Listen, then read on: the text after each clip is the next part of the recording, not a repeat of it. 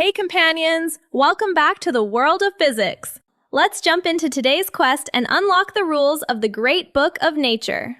In our last video, we cleared the basics of spacetime diagrams, like plotting events as points and drawing world lines, right? Today, we're taking this ultimate map to unlock a huge set of relativity treasures: simultaneity, time dilation, length contraction, and Lorentz transformations. But wait, don't panic. We aren't here to get crushed by heavy equation math today. Here is our ultimate hack for this quest. With spacetime diagrams, you don't need to memorize relativistic effects separately. Every phenomenon is read directly off the geometry. That's right! You can see them all right off the grid at a single glance. You'll feel the total rush when all these mind-bending phenomena connect on one single map. Are you ready to claim these treasures, team? Here are the 3 treasures, our main strategy points we're grabbing on today's quest. First, transform coordinates using a spacetime diagram. We'll read the coordinates of the exact same event in both the Earth frame and the rocket frame, and connect this straight to the Lorentz transformation. Second, use a spacetime diagram to explain relativistic phenomena. We'll understand simultaneity, causality, time dilation, and length contraction at a single glance. Third, use the spacetime interval to identify invariant quantities. We'll master this observer-independent invariant quantity. And here's how we'll claim them. First, we'll build a spacetime diagram from a given scenario. Then, we'll interpret it to reveal how the exact same events are described by different observers. Once you master these 3, you've pretty much hacked the core of A.5 Special Relativity. It's time to plot the main stage of today's quest, our space-time story. What we're hacking today is an epic sci-fi drama unfolding across the universe. Look at the screen, team. We have Earth using the black orthogonal axes X and CT, our S frame.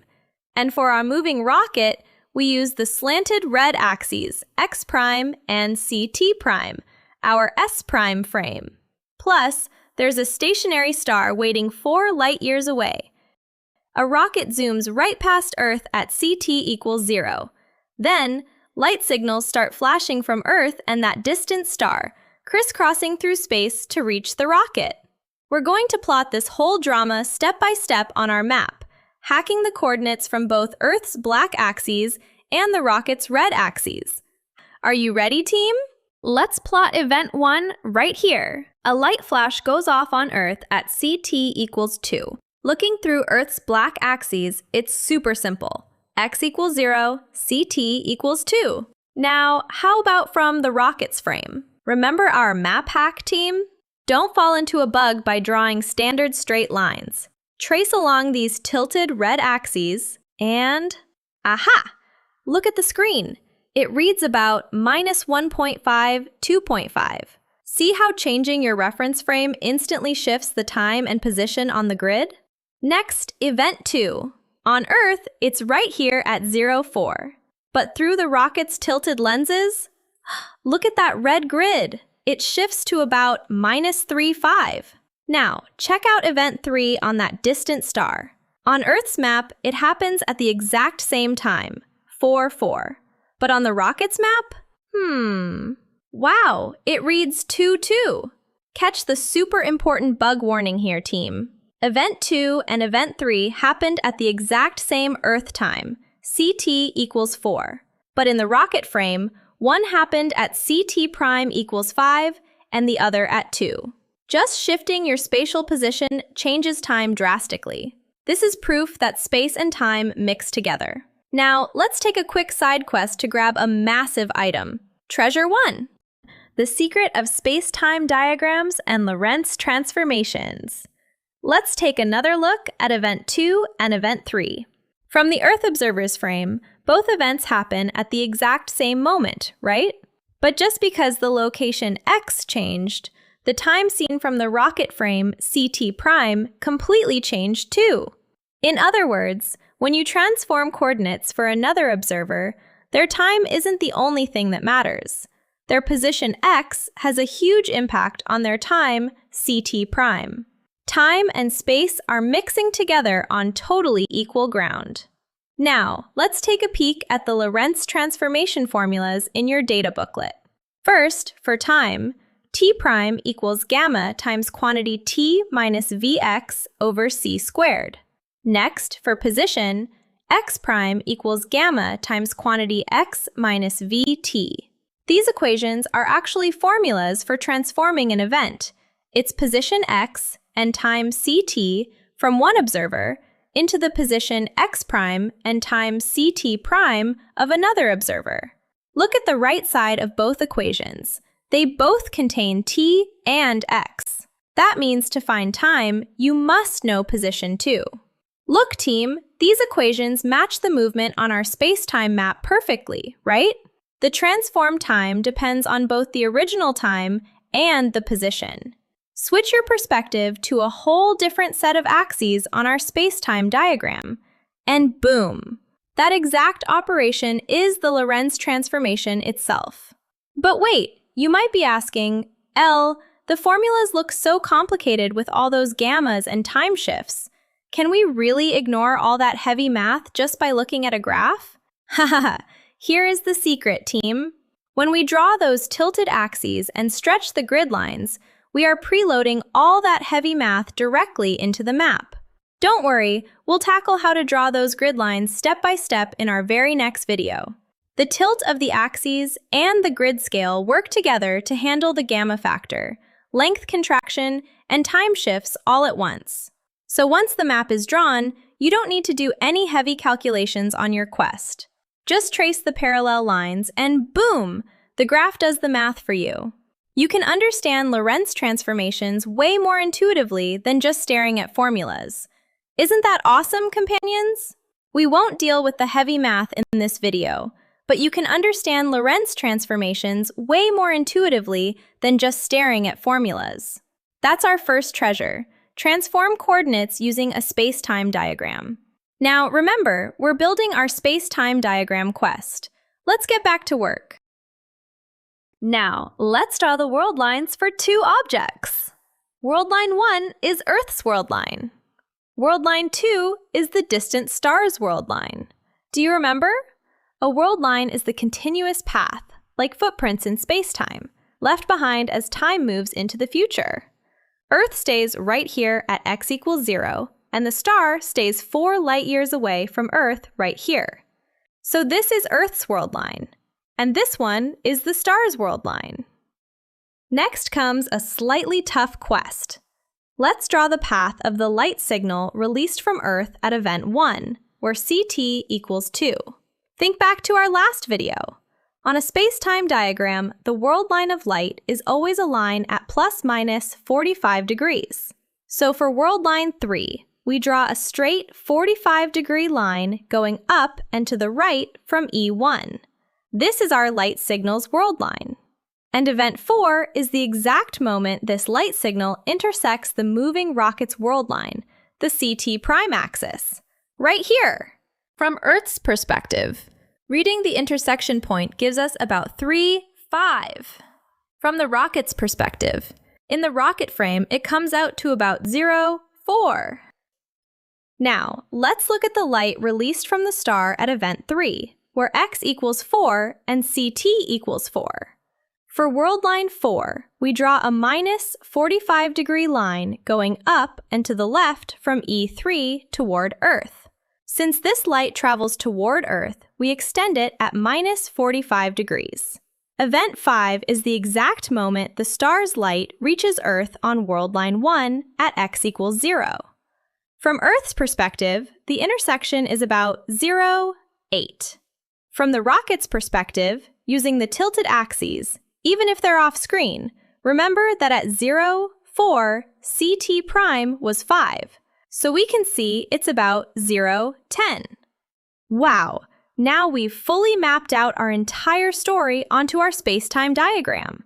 When you connect the event points with world lines on this map, the epic cosmic story really comes to life, doesn't it? Welcome to part 2 of our video. Now comes the best phase. observing the points and lines we just plotted on our map to interpret real physics phenomena. Let's start by hacking one of special relativity's ultimate icons, simultaneity. Take a look at event 2 and event 3 again. Look at this black horizontal line. On Earth, they happen right along this line. But for the rocket, event 3 is not on this rocket line of simultaneity at all. Wow! There is no such thing as an absolute same moment anywhere in the universe. Whether two events are simultaneous or not changes depending on who is watching, or which set of axes you look through. That is the true secret of relativity of simultaneity. Just by looking at those tilted axes on our spacetime diagram, you can see at a single glance, aha, they aren't simultaneous.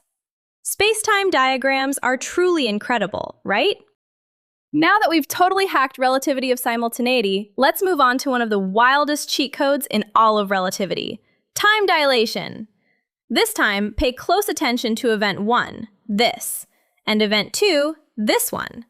Both happen at the exact same location on Earth, x equals 0. For the Earth observer, the time interval delta ct between these two events is simply 4 minus 2, which equals 2, right? Now, what happens when we map these two events onto our moving rocket's time axis, the ct prime axis? Let's draw lines parallel to the red x prime axis and read the values for ct prime for event 1 and event 2. Look at that! On our map, you can see at a single glance that the time interval delta ct prime on the rocket's time axis is clearly longer. It's stretched. From the rocket's time axis, time on Earth is moving slower. That is the true identity of time dilation. Let's hack a massive bug here that trips up tons of players during their training. Many people think, oh, the rocket observer thinks Earth's clock is running slow just because the rocket is moving away, so light takes longer to reach their eyes, right? But that is not it at all. For example, imagine a faraway star millions of light years away goes supernova right now. The light from that explosion won't reach Earth for many years, so we can't see it with our eyes today. But even if we can't see it yet, within our reference frame, on Earth's time axis, we can still determine that the explosion happened right now and assign that exact time coordinate on our clock, right? In physics, we aren't just talking about seeing light with our eyes. It's about placing a timestamp on an event using the clocks in our reference frame to determine its exact time coordinate. So, the rocket observer isn't just seeing delayed light with their eyes. When they map that event onto their reference frame and calculate when it actually happened on their coordinate system, the time tick comes out slower. That is how time dilation works. Now, in our last quest, we looked at the rocket's clock from Earth's frame of reference. But what do you think happens if we flip the frame, companions? What if we observe Earth's clock from inside the rocket? Some of you might think, wait, Elle, since the rocket's clock was delayed from Earth, Earth's clock should look faster from the rocket, right? But here is the mind-blowing twist. Earth's clock also runs slow. Time dilation is symmetric. Let's unlock why by looking at our spacetime diagram. Consider an interval in the rocket's frame between ct prime equals 2 and ct prime equals 4. That gives us a c delta t prime of 2. Now, if we apply the Lorentz transformation to map both points back onto Earth's frame, they land at about 2.5 and 5. That means the interval on Earth's frame becomes c delta t equals 2.5. See that? The time interval expands. Time dilation strikes again. Graphing it out makes this challenging boss battle so much clearer, doesn't it? Visualizing the coordinate grid is your ultimate power-up for the final boss battle. Now that we've conquered simultaneity and time dilation, let's unlock the third legendary phenomenon in special relativity. It's time to decode length contraction right off our map. This time, instead of focusing on time, let's look at the distance between Earth and that distant star. On our map, we have two straight vertical lines extending upward. world line 1 for Earth at x equals 0, and world line 2 for the star at x equals 4. First, if we measure the distance between Earth and the star in Earth's reference frame, the black axes, what do we get? It's simple, right? From x equals 0 to x equals 4, the distance delta x is 4 light years. Now, how does this distance between the two world lines look when measured from our moving rocket's reference frame, the red axes? Wait! I know what many of you are thinking right now, team. You might think, aha! I'll just take the point x equals 4, ct equals 0 on Earth, and draw a line parallel to the ct axis, like this. Hold on, that's a massive bug. To measure length, you must record both endpoints at the exact same moment in your own frame. Think about measuring a moving train. You can't measure the front, wait a second, and then measure the back, right? The train moved. So for our rocket, same time means a tilted line parallel to the red x prime axis. Let's draw the rocket's line of simultaneity right here, and mark where it hits the two world lines. Now, let's read the distance delta x prime along the rocket's axis. Wow, look at that! It's clearly shorter, about 3.2 light years. Space itself looks squeezed together from the rocket. No complex calculations needed. Just one line of simultaneity, and length contraction is totally hacked. What do you think, team? Spacetime diagrams make it so simple, right? All right, companions, let's talk about one of the most mind-blowing rules in our universe, causality. Think about it. In our everyday life, the rule of cause and effect is absolute. You pull the trigger first, and the target breaks second, right? The cause always happens before the effect. But wait, here is a crazy twist from relativity. As we just saw, if you change reference frames, the timestamps shift. For example, if two events like Event 2 and Event 3 happen at the exact same time in Earth's frame, a moving rocket observer will see them happen at completely different times. So if an observer can see the time order shift, does that mean cause and effect can flip backward too? Could a result happen before its cause? Relax, team. The universe has an ultimate safety protocol to prevent that temporal bug. That safety protocol is the speed of light. Since nothing in our physics engine can travel faster than light, information can only spread as fast as that 45-degree light world line.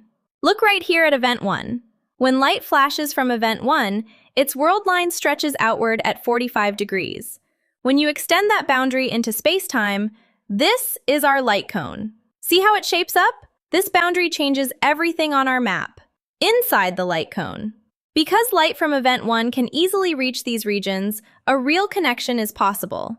The cause happens at Event 1, the signal arrives, and the effect happens. Timestamps might shift between observers, but the cause always stays before the effect. That is a true causal link. Outside the light cone, even light is too slow to cross this distance. No signal can ever reach it, meaning zero causal link. So, what is causality and special relativity? It is the ironclad rule that cause and effect can never be reversed, protected forever by the cosmic speed limit of light. That is causality, companions, the ultimate rule that keeps our universe making sense. Now, let's take a quick look back at what we've witnessed on our quest. When you change reference frames, timestamps shift. Spatial positions, the distances, contract and change too. You might be asking, so is everything in this universe vague and changing depending on the observer? Isn't there anything that never changes? An absolute invariant quantity? The answer is yes, there is. And it's time to claim our final mission point. It's the Spacetime Interval, our third treasure of today's quest. Let me show you how to hack this ultimate cosmic code. This spacetime interval, delta S squared, is like the distance between 2 points on our four-dimensional spacetime map. But pay close attention, team. Look at this spacetime interval formula. Delta S squared equals quantity C delta T squared minus delta X squared. Look closely at that minus sign. It looks a lot like the Pythagorean distance formula we learned in school, right? But here, we subtract the space separation from the time separation. Why? Because as the rocket moves, its axes tilt and the grid scale changes. You can't rely on visual geometry or standard rulers. By subtracting space from time separation, we get an absolute space-time distance that never changes.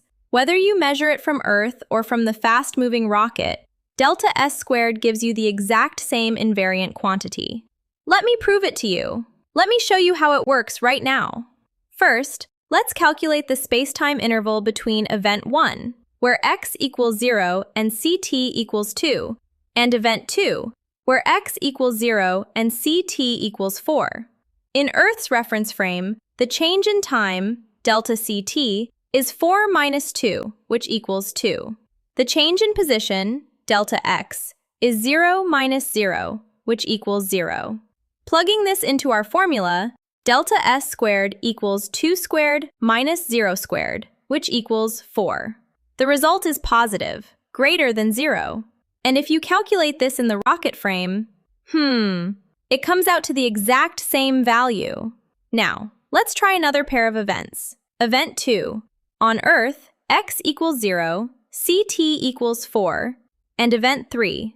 On the star, x equals 4, ct equals 4. Since these happen at the exact same Earth time, delta ct equals 4 minus 4, which equals 0. The spatial distance delta x is 4 minus 0, which equals 4. Let's calculate. Delta S squared equals 0 squared minus 4 squared, which equals minus 16. This time, it's negative, less than 0. And if we calculate this in the rocket frame, where delta ct prime is 5 minus 2, which equals 3, and delta x prime is minus 3 minus 2, which equals minus 5. 3 squared minus 5 squared gives us 9 minus 25, which is minus 16. Look at that! It comes out to the exact same value again. No matter which reference frame you use, the space-time interval stays invariant. That's the coolest secret of space-time diagrams. Now, companions, take a look at the signs, the pluses and minuses of our calculations. Remember our formula? Delta S squared equals quantity c delta t squared minus delta x squared. So if the time distance c delta t squared is larger than the spatial distance delta x squared, the answer is positive. But if it's the other way around, the answer comes out negative, right? Look at the screen right here. Inside this light cone, here in blue, the time difference beats the space difference. The space-time interval is always positive. We call this a time-like relationship, where cause and effect can connect. Outside, here in red, the space difference wins, so the result turns negative. This is a space-like relationship. No signal can ever cross this distance. Zero causal link. And right on this 45-degree light line, the time and space differences are exactly equal, so delta S squared becomes exactly 0. We call this a light-like or null relationship. Just by checking the color and sign, positive, negative, or 0, you can visually hack whether two events share cause and effect across the universe. How was today's quest, team? To be honest, we covered a huge amount of content in this video, didn't we? That's because this single space-time diagram map can visually explain almost everything in special relativity. Even phenomena in relativity that look super challenging can fit beautifully onto a single map once you plot them. You got to feel that total rush today, right? Physics is not a memorization game. Once you deeply understand the rules and master the map, you can hack any tough boss question out there. You've definitely got this. In our next video, we're finally going deeper into the equations, like calculating Lorentz transformations, relativistic phenomena, and velocity addition. But don't be scared at all. You don't even need to stress about understanding it through pure math. As long as you have today's map reading skills in your head, the formulas will naturally follow.